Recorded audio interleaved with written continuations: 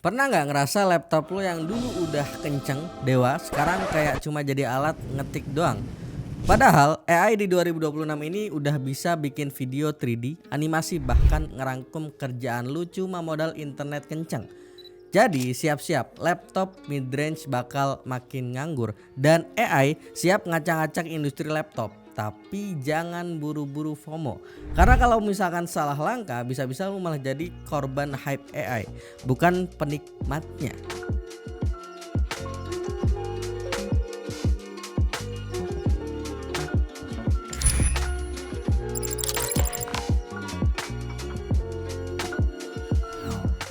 Oke, selamat datang di video PEMS Channel Tambah Smart. Video yang dibikin biar lu nggak cuma update tapi juga paham dan siap jadi yang terdepan, khususnya di era AI sekarang. Gua tahu banyak dari lu yang sekarang lagi galau, laptop apa sih yang harus gua beli biar nggak ketinggalan zaman? Atau AI ini beneran bakal gantiin laptop mahal atau cuma tren sesaat doang? Tenang, di episode kali ini kita bakal bedah tuntas seberapa gila perkembangan AI di 2026. Kenapa laptop midrange mulai kehilangan pamor? Laptop AI PC hype atau kebutuhan jadi? Kita bakal bahas efek domino AI ke industri laptop, dari harga, pasokan sampai peluang kerja, plus tips biar lu nggak jadi korban FOMO AI. Siapin kopi karena data dan fakta di sini bakal bikin lu mikir dua kali sebelum upgrade laptop. Oke, sebelum kita ngomongin laptop, kita harus paham dulu AI di 2026 itu udah kayak nasi di dunia digital. Semua orang pakai, semua sektor kena imbasnya. Data dari Target Trend dan Stanford AI Index di 2025 bilang hampir 90% model AI terbaru di 2024 lahir dari industri, bukan lagi lahir dari kampus atau lab riset doang. Investasi AI gila-gilaan bro. Tahun 2025 aja investasi AI global tembus sampai 375 miliar US dollar. Dan total sejak 2013 udah lebih dari 1,6 triliun US dollar keluar dananya untuk AI ini. Bandingin sama proyek Apollo ke bulan yang cuma abisin dana sekitar 298 miliar US dollar. Jadi kalau ada yang bilang AI itu cuma tren, ini fix dia belum baca data real yang ada di banyak tempat ya. AI generatif juga makin merajalela. Pasar AI generatif global diprediksi tembus sampai 22 miliar US dollar di 2025 dan 73 miliar US dollar di 2030. Pengguna ChatGPT udah lebih dari 100 juta user aktif mingguan. 100 juta bro, dan orang semua coy. Bukan pasir tapi emang orang gitu kan. Bahkan 92% perusahaan Fortune 500 udah pakai ChatGPT buat efisiensi kerja. Di Indonesia sendiri 85% bisnis udah ngerasain dampak operasional positif dari AI. Meski baru 24% yang punya tata kelola AI yang jelas. Tapi ledakan AI ini bukan tanpa efek samping. Permintaan chip memori buat AI data center bikin pasokan DRAM dan NAND buat laptop dan smartphone jadi langka. IDC dan Transfer bahkan prediksi pengiriman PC global 2026 bisa anjlok sampai 9%.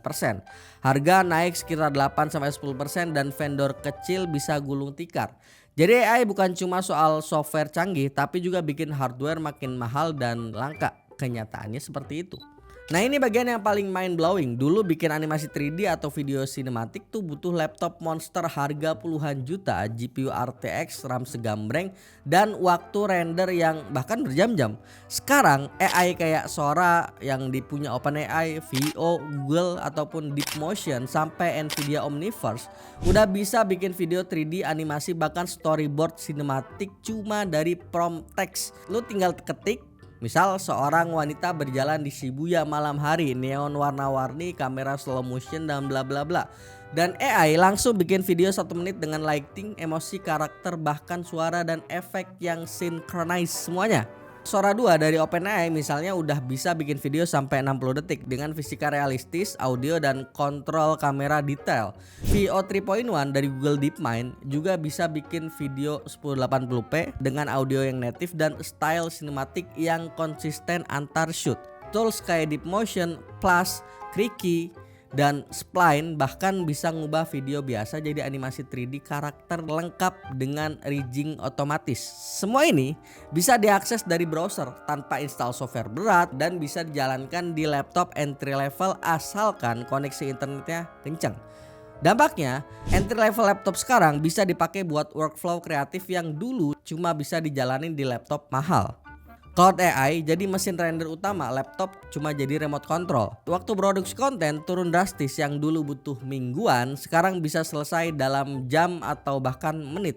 Jadi batas antara laptop mahal buat kreator dan laptop murah buat ngetik tuh makin blur. Selama lo punya akses ke Cloud AI, laptop mid-range mulai kehilangan relevansi. Masuki tahun 2026, peta kekuatan teknologi dunia mengalami pergeseran besar. Jika beberapa tahun lalu kita sangat bergantung pada Cloud AI, di mana semua proses berat dikerjakan di server raksasa yang membutuhkan internet kencang, kini kita menyaksikan bangkitnya Edge AI ataupun AI lokal. Bayangkan sebuah dunia di mana sebuah laptop bisa memproses data sensitif seperti rekam medis atau dokumen hukum secara instan tanpa perlu mengirimnya ke cloud. Inilah alasan mengapa Edge AI jadi primadona. Ia menawarkan privacy mutlak, zero latency untuk respons cepat kilat, dan tetap berfungsi meski berada di daerah tanpa sinyal internet. Namun bukan berarti Cloud AI akan mati. Ia tetap menjadi tempat bagi model-model besar untuk berlatih. Masa depan adalah tentang hybrid AI, di mana laptop melakukan personalisasi secara lokal, sementara cloud menangani pembaruan skala global.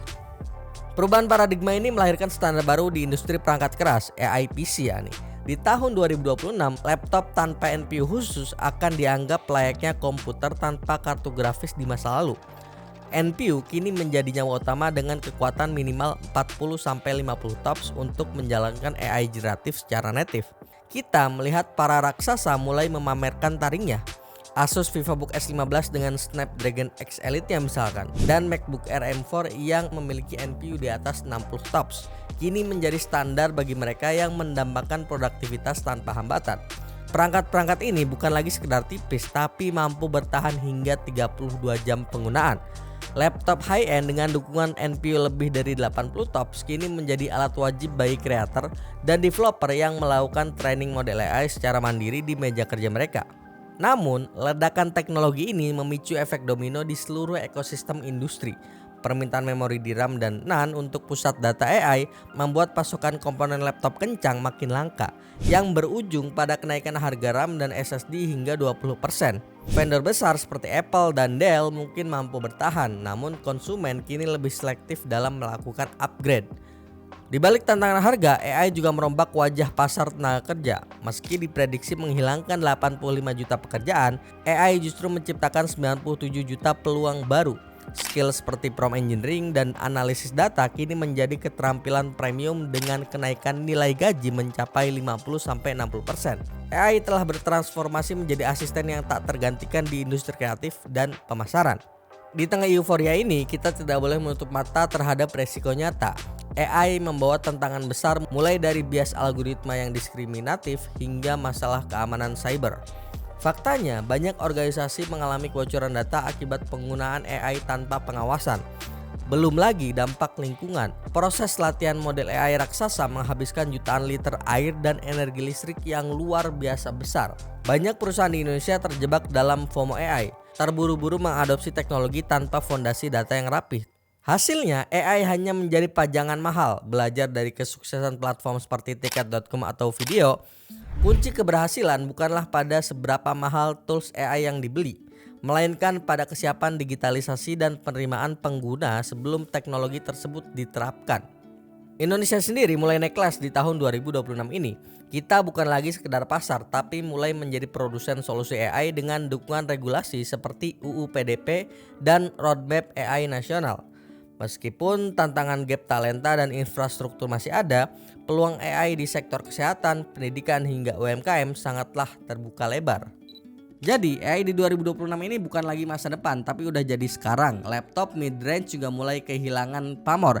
AI PC dengan NPU dan RAM besar jadi standar baru untuk laptop flagship. Walaupun ada pengorbanan, perlu keluarin uang banyak ya untuk itu ya. Dan Cloud AI bikin workflow kreatif makin gampang diakses siapa aja. Tapi hype AI juga bawa risiko. Harga laptop naik, pasokan komponen langka, privasi dan keamanan makin rawan. Dan FOMO bisa bikin lu buang duit buat tools yang gak kepake. Kuncinya, Jangan FOMO tapi FOMO, find out, measure, optimize. Mulai dari masalah nyata bukan dari tren. Bangun fondasi digitalisasi dan data, pilih AI yang relevan bukan yang paling viral. Edukasi user, jaga privasi dan evaluasi terus menerus. AI itu alat bukan tujuan. Kalau itu bisa manfaatin dengan bijak, AI bakal jadi asisten super yang bikin hidup dan kerjaan jadi makin mudah, kreatif dan produktif. Tapi kalau cuma ikut-ikutan, siap-siap jadi korban hype dan dompet makin tipis. Oke, gua Yusril dari Pems Channel pamit. Sampai jumpa di video selanjutnya. Bye bye.